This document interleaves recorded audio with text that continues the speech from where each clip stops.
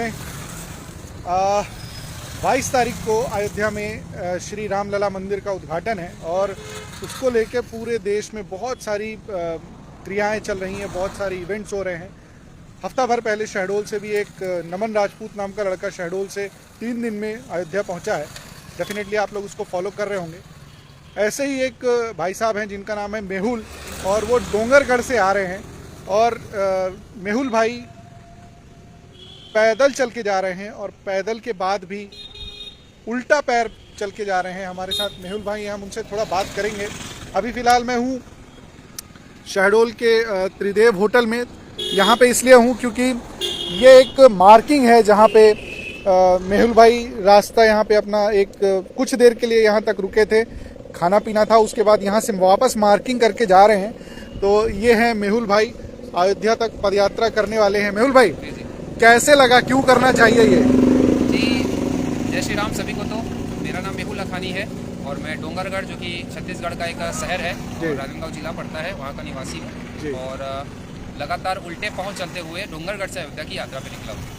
और जस्ट मैं अभी यहाँ पहुँचा ही था तो भाई साहब से कल मेरी मुलाकात हुई थी, जो कि भाई साहब है, और उनका अनुरोध था, सुबह में फ़ोन आया था कि आप हमारे घर भोजन करेंगे तो अच्छा होगा, क्योंकि उनका घर अंदर है। तो उन्होंने हमको कहा कि अगर आप ऐसी कुछ व्यवस्था होती, क्योंकि हम शौच इत्यादि या नहाने के लिए ऐसा कुछ कभी होता है तो हम मार्ग करते हैं, जैसे रात्रि को भी जैसे कहीं पहुंच जाते हैं तो उस दिन का यात्रा का विश्राम करना रहता है तो हम मार्ग कर देते हैं और फिर मार्ग से फिर अगले दिन की यात्रा या फिर शौच इत्यादि या भोजन करने के बाद फिर उसी मार्ग से अपनी यात्रा आरंभ करते हैं। तो भाई साहब आए, हमें लेके गए। तो जो शहडोल निवासी बहुत अच्छा उनका नेचर है, तो उनके तरफ से, शहडोल वासियों की तरफ से मैं भाई साहब का बहुत बहुत धन्यवाद कहना चाहूँगा।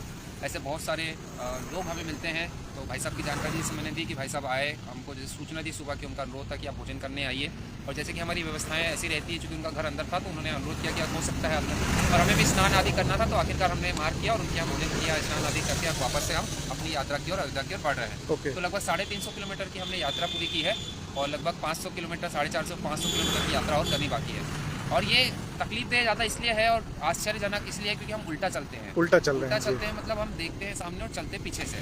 बस यही था मेरा कि भाई लोगों की जो वर्तमान में जो सोच है, जो विचार है, उसमें सुधार लाना है। क्योंकि एक तरफ हम देखते हैं जब से प्रभु श्री रामचंद्र जी का नाम हमारे देश से, हमारी आस्थाओं से जुड़ता जा रहा है, वैसे वैसे लोगों का रहन सहन, खान पान, सब कुछ में सुधार होते जा रहा है। बस इसी कड़ी में मैं भी अपने आप को प्रभु श्री रामचंद्र जी के भक्ति में लगाते हुए उनके चरणों में एक अलग से पुष्प अर्पित करने के लिए निकला था, एक अनोखे रूप में, ताकि भगवान के सामने एक अलग से अर्जी लगा सकूं राष्ट्र के लिए, हमारी संस्कृति के लिए, हमारे लोग के लिए, कि भाई हम देखते सीधा है, चलते सीधा है, हमारे सब देखते हैं, सब कुछ हम सीधा करते हैं। तो फिर जब हम देखते हैं कि समाज में, देश में बहुत सारे काम उल्टे होते हैं, स्वाभाविक तौर पर व्यक्तियों द्वारा होते हैं, तो लोगों के विचार उल्टे हैं, कार्य उल्टे हैं।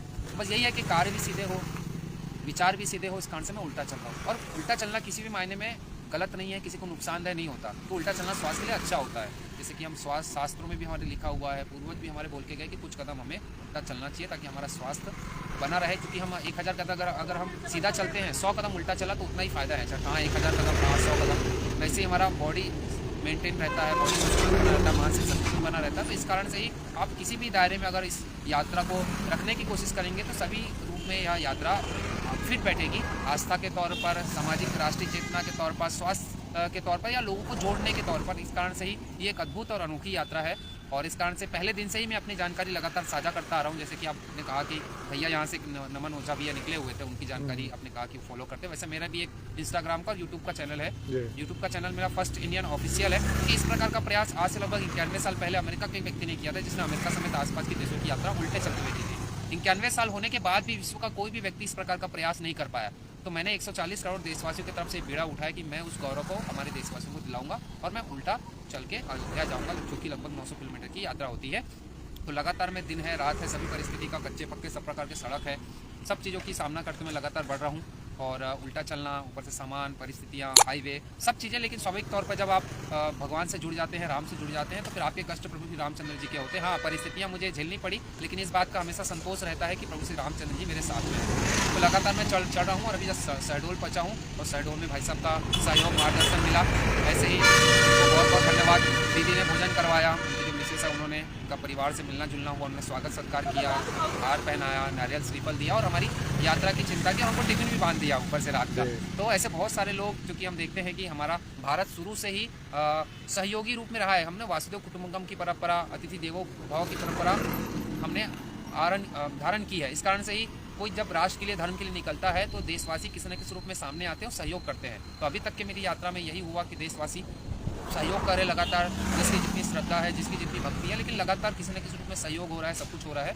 तो चूँकि मैं अपने चैनल का नाम बता रहा था, तो मेरा चैनल का नाम फर्स्ट इंडियन ऑफिशियल है यूट्यूब चैनल का, और इंस्टाग्राम का मेरा मेहुल भारत यात्री के नाम से। इसके पहले मैंने साइकिल से भी भारत, भूटान, नेपाल की यात्रा की है। 27 महीने में 46,000 किलोमीटर की मैंने यात्रा की थी। पहली बारी मैंने साइकिल लेके निकला था, बचपन में साइकिल चलाई थी। 2 दिन पहले मन किया कि भाई अब यात्रा करनी है साइकिल से। तो इस प्रकार से दुर्गम इलाके, जैसे नॉर्थ ईस्ट के जो 7 स्टेट, सिक्किम पकड़ के 8 स्टेट, और ऐसे 20 भारत के स्टेट और भूटान और नेपाल की यात्रा काठमांडू तक की करके आया था। तो वापस से मन में एक भगवान के प्रति आस्था जागी, भगवान ने एक रास्ता दिखाया, भगवान ने शक्ति दी कि तुमको कुछ अनोखा करना है, ताकि राष्ट्रीय चेतना भी जागे, लोगों को ये आभास हो कि हम जब सब कुछ सीधा कर रहे हैं तो हमारे कार्य क्यों उल्टे हो रहे, हमारे विचार क्यों उल्टे रहे, ताकि हमको सद्बुद्धि मिले सबको और सभी सीधे चले, सभी सीधा कार्य करें। बस यही सब प्रकार की परिस्थिति को ध्यान में रखते हुए लगातार मैं चल रहा हूँ। और प्रभु श्री रामचंद्र जी के पास पहुँचकर पूरे राष्ट्रवासियों का, पूरे विश्व कुटुंब, क्योंकि हमारे लिए पूरा विश्व एक कुटुंब है, हमारा परिवार है, तो सभी के मंगल की कामना करूँगा, सभी के स्वस्थ और अच्छे जीवन की कामना मैं वहाँ पर पहुँचने के बाद करूँगा।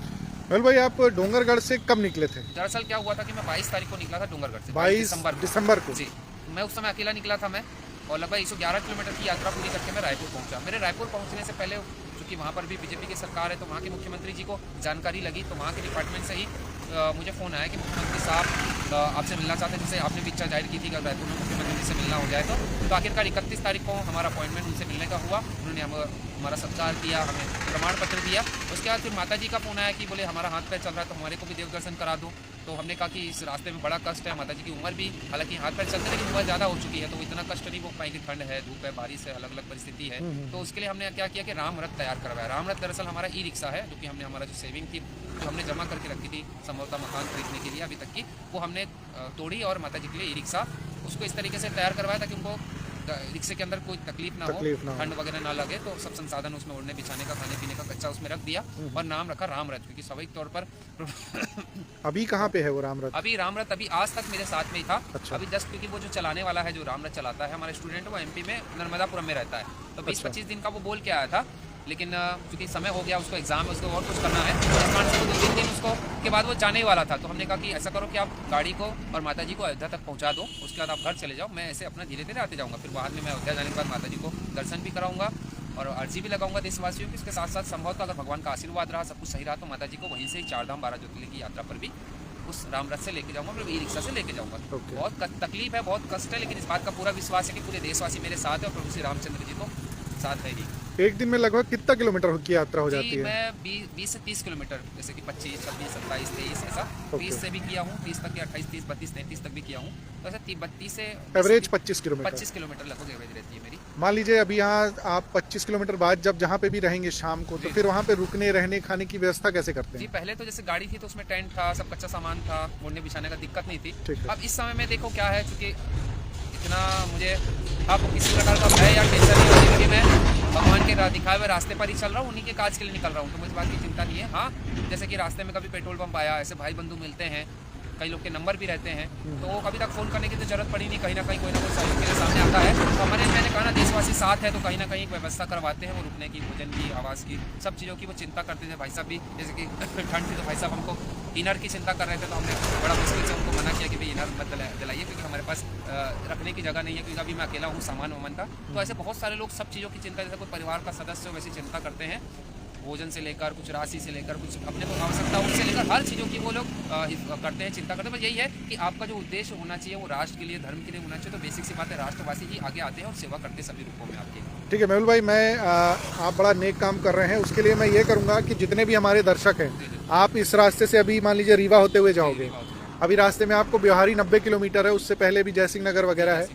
बहुत सारे मेरे दर्शक है जो रास्ते से पूरे देख रहे होंगे, मैं आपका नंबर इस पोस्ट में ज़रूर डाल दूंगा। तो आपको, क्योंकि अब आज से आपके पास रथ नहीं है, तो डेफिनेटली आपको रहने, खाने और एटलीस्ट रहने की तो बहुत ज़रूरत है, क्योंकि रास्ते में बहुत ठंड है। तो आपको रास्ते में ज़रूर कुछ ना कुछ हो जाएगी, और हमारे तरफ से बहुत शुभकामनाएं आपको इस नेक कार्य के लिए। आप जा रहे हैं। शहडोल डायरीज़ को समय देने के लिए बहुत बहुत धन्यवाद। जय श्री राम। तो ये मेहुल भाई पैदल निकल गए और वो भी पैदल उल्टे जा रहे हैं। मेरी आप सबसे अपील है, यहाँ से रीवा तक में बहुत सारे ब्योहारी है, जयसिंह नगर है, इन सब रास्तों में बहुत सारे लोग इस पेज से जुड़े हुए हैं, इस पोस्ट को ज़रूर देख रहे होंगे, लाइव स्ट्रीमिंग को देख रहे होंगे। तो मेरी आप सबसे गुजारिश है, मैं इस पोस्ट में इनका नंबर, मेहुल भाई का नंबर छोड़ देता हूँ।